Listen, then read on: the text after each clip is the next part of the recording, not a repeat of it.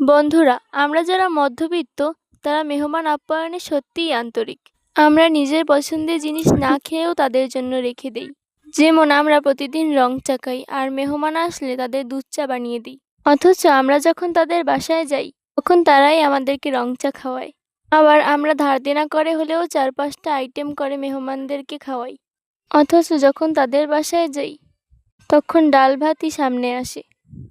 আমরা দামি জিনিস নিয়ে যাই আর তারা আমাদের সস্তা জিনিস তুলে দেয়।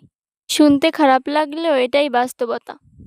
তাই বলছি, আন্তরিক হবেন, কিন্তু নিজের ক্ষতি করে নয়।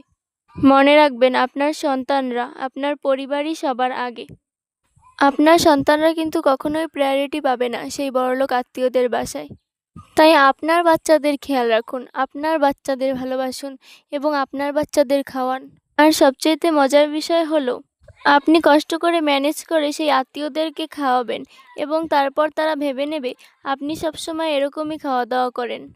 তারপর আপনার কাছ থেকে সবসময় তারা এটাই আশা করবে।